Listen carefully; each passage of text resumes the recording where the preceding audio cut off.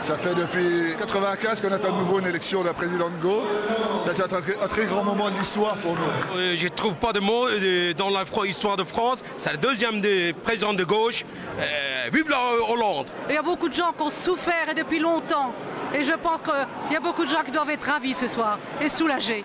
Que ce soit au QG spinalien des socialistes ou à Saint-Dié, les électeurs de François Hollande laissent éclater leur joie à l'annonce des résultats. La France a dit qu'elle en avait assez, qu'il fallait qu'elle se redresse.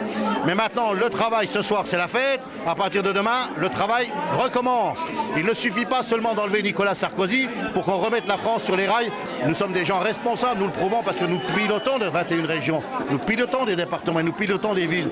Donc nous sommes des gens qui sommes en capacité de mener les affaires quotidiennes. Un immense bonheur. Voilà 31 ans qu'il n'y avait pas eu une victoire de ce type, c'est celle la première de François Mitterrand. 31 ans après, nous regagnons les présidentielles et nous allons maintenant vers une seconde victoire, je l'espère, pour l'Assemblée nationale. Pas vraiment la même ambiance du côté de la permanence UMP d'Épinal.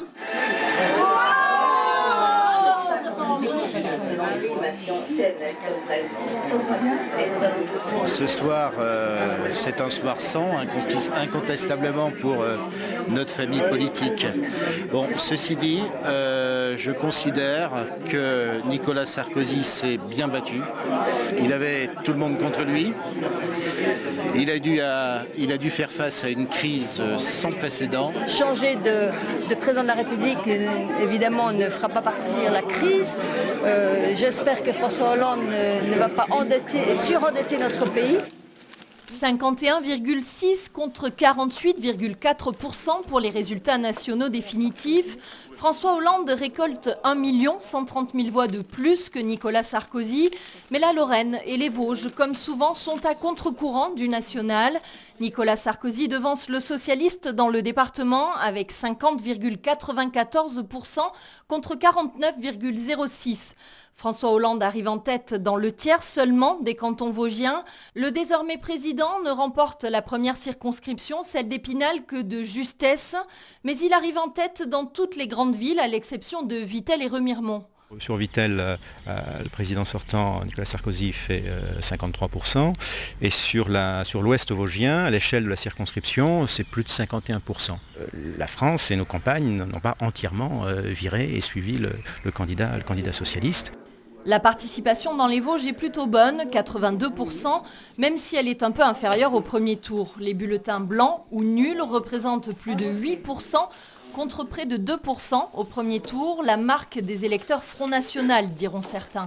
Je peux quand même féliciter le candidat PS qui a gagné, c'est le jeu démocratique. Malgré tout, je pense que pour nous ça ne changera pas grand-chose parce qu'au final, comme on l'a toujours dénoncé depuis des années, le système UMPS, pour nous, que ce soit le PS ou l'UMP, ça ne changera rien. Du côté des alliés des socialistes, on se réjouit de cette victoire. On a gagné! Sarko est viré! Nous sommes contents parce que la première marche, c'était les 11% de Jean-Luc Mélenchon. La deuxième marche, c'est celle de la défaite de Nicolas Sarkozy. La troisième marche, ça va être les législatives parce que nous, on souhaite vraiment qu'il y ait une assemblée nationale la plus rouge possible. Les choses commencent seulement maintenant puisqu'il va falloir donner une nouvelle majorité à ce nouveau président.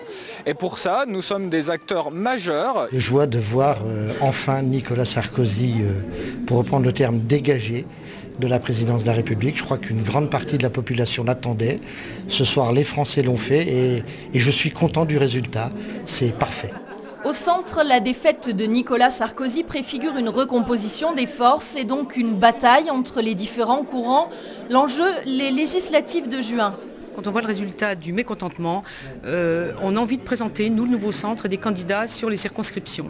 On tend à vouloir créer un centre et un centre fort et une nouvelle UDF, puisqu'on n'a pas réussi cette fois-ci sur ce quinquennat. On souhaite très fort qu'il y ait quelqu'un du nouveau centre qui soit candidat sur les Vosges. Nous avons pris une position qui est de ne pas présenter de candidats face à des candidats UMP sortants.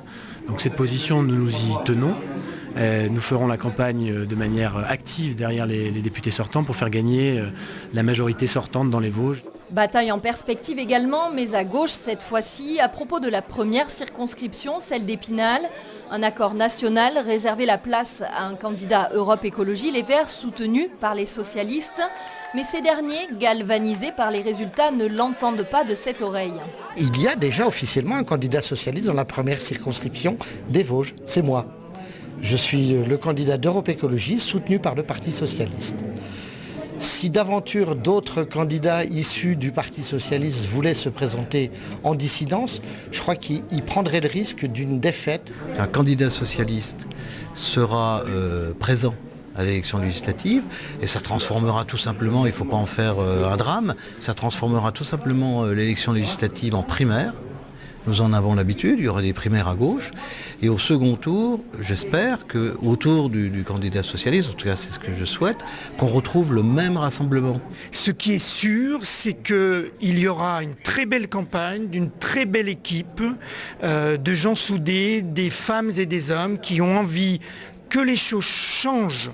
François-Xavier Huguenot sera vraisemblablement le candidat socialiste. Il déclarera sa candidature ce jeudi et il devra affronter le député UMP sortant, Michel Henrich. Je pense qu'il faudra se battre pour gagner. Je l'ai dit déjà la semaine dernière, chaque fois que j'aborde une campagne électorale, je suis inquiet, mais je ferai tout, bien sûr, pour l'emporter. Mon objectif étant de défendre ce territoire.